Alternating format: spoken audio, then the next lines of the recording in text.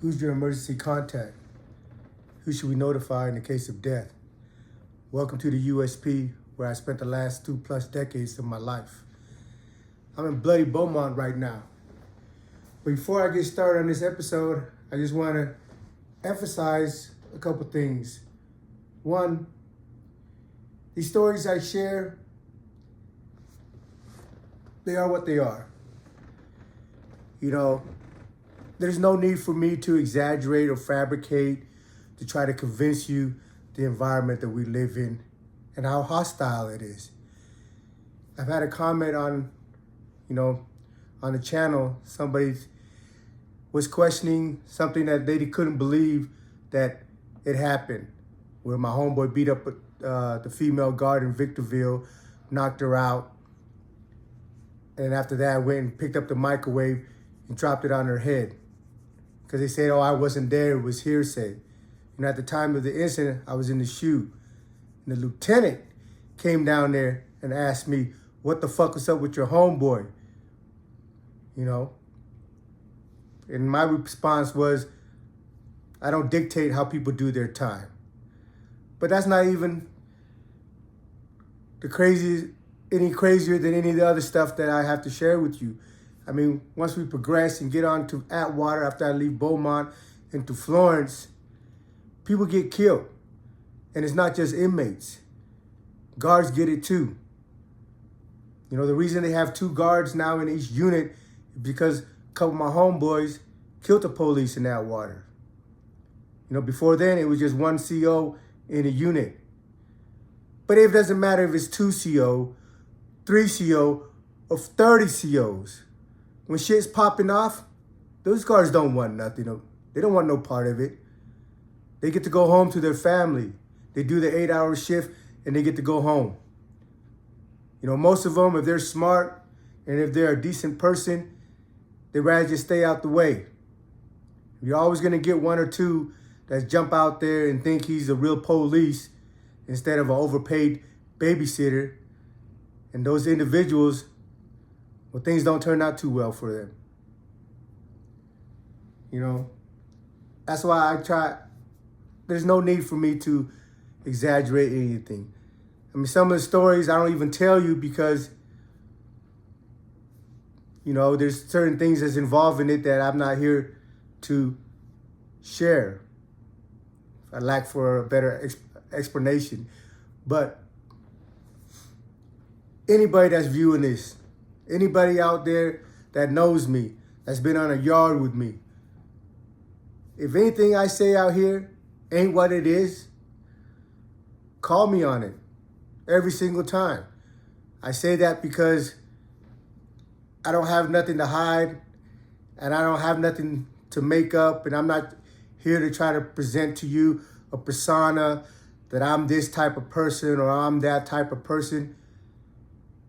I'm just a kid from Utah that got put in this situation, and somehow I was able to survive it, but not just get by with my head down, survive it like a G. You know what I mean?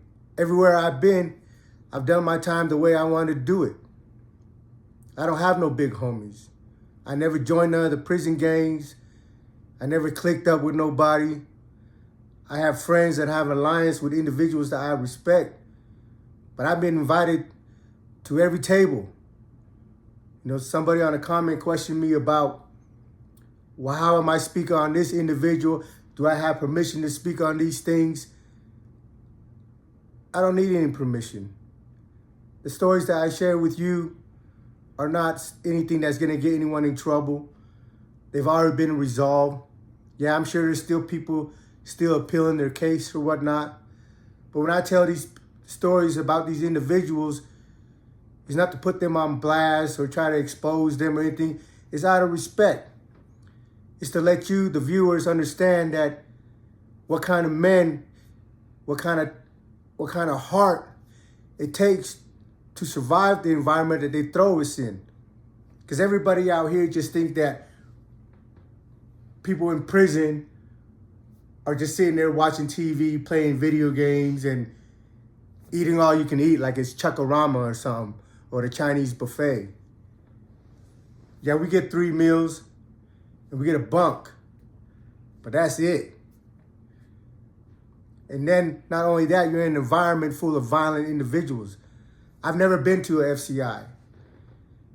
You know, let me correct that. On my first bid, I went to FCI Florence for a sawed-off shotgun because one of my homeboys had caught a murder, and they came in and kicked in my door and found a shotgun. And because I wouldn't cooperate, because I didn't have any information for them, they indicted me for a possession of an unregistered sawed-off shotgun and gave me 28 months. That was in '96. I went to the FCI Florence. In '98, I got out. During the period of May of 1998 till December of 1998, I caught all my cases.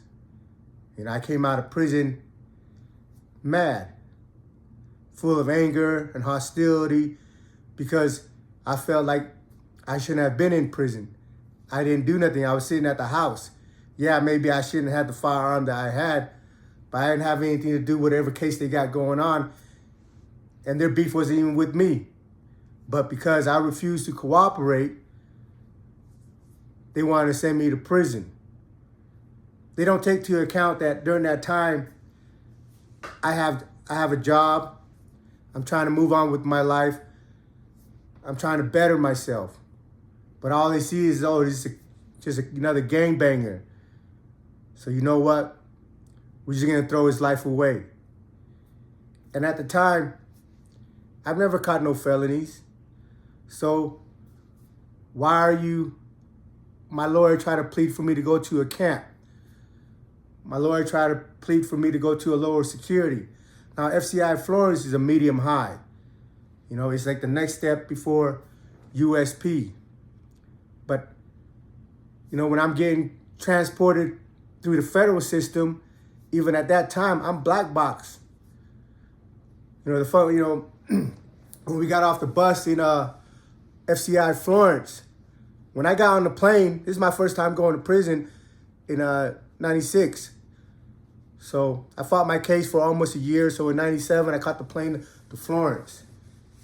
And you know, when I get on the plane on Con Air, I'm a $130, soaking wet, 5'5", 130 pounds, skinny little Asian dude with glasses.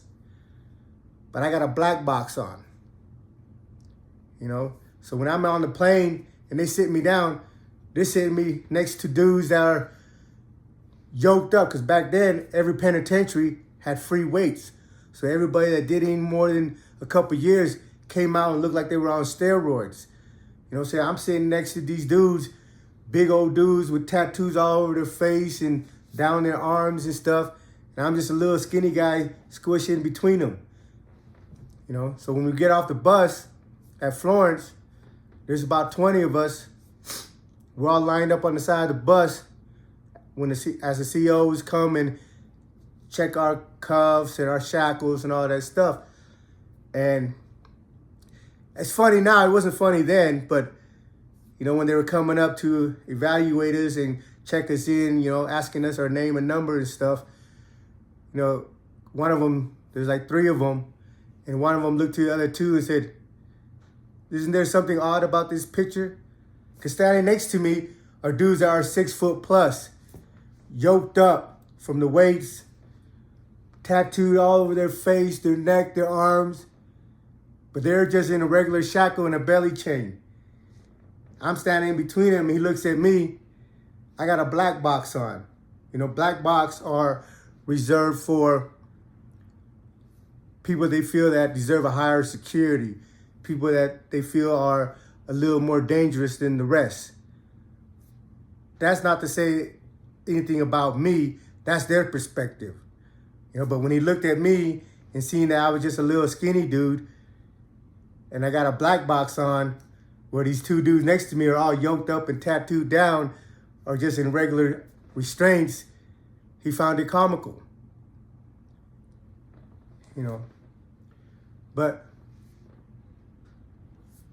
I emphasize that, you know, these are the things that I've gone through in my life. And some stories are hard to swallow. Some stories are hard to believe.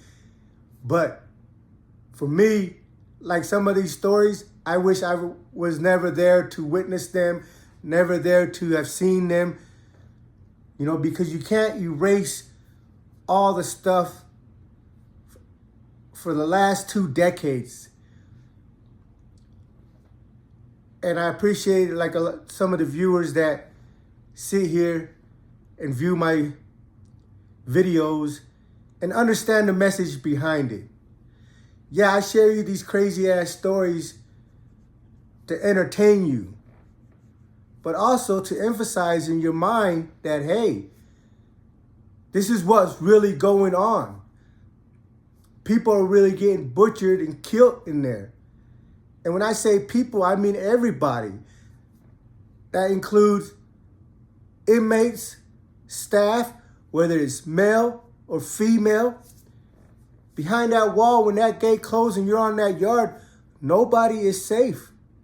If you don't know how to conduct yourself, whether you're a guard or an inmate or some volunteer person that came through the prison on a tour, if you don't know how to conduct yourself and you don't understand the environment you live in and the people around you, you're going to set yourself up for failure. Out here in the world, it's easy as far as being able to do things and then removing yourself from the environment. So you could disrespect somebody, get in your car and leave, and that person might never ever see you again. Or you can go do something foul to somebody, be a scumbag, and you can duck. You can move out of town, you can move out of state. Inside the wall, there's nowhere to go. And everybody's gonna hold you accountable for everything that comes out your mouth, for every action, for every deed that you commit while you were there. It doesn't matter how long you've been solid. You can have a track record of a motherfucking certified gangster. But when you fuck up, and depending on what it is, it's not gonna be forgiven. You know, people ask me if I've been in race riots and gang riots and all that stuff. Yeah, I've been in it all. And I'm gonna share some of those things with you as we progress through these episodes.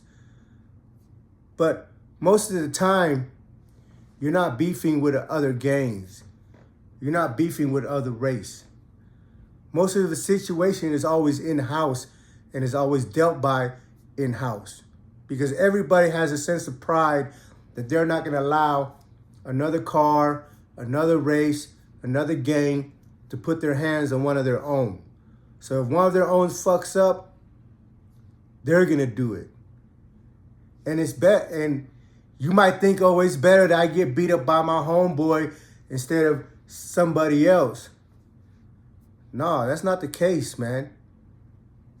When you're in a race riot, when you're in a gang riot, the opposition, you guys are both trying to defend your own livelihood, your own well-being. He doesn't have any animosity towards you as far as this is part of his obligation and his duty according to what he signed up for. That's not to say you're not going to get hurt really bad. But when your homeboys come for you, it's personal. Because one, they're pissed off that you are making them do it to you. And two, they have to set an example for everybody else that's watching. That listen, we don't play with this shit. We don't take this shit lightly. And we're serious about how we conduct ourselves. So when if our homeboy violates, we're gonna punish him. There's so many incidents where individuals go handle their business with their own homie, and maybe their intention was just to DP him. DP is a disciplinary punishment. You know, some groups, some gangs, they have different levels of violations and punishment. You know, if it's not serious enough to kill you, they might not kill you. But they still might have to just teach you a lesson.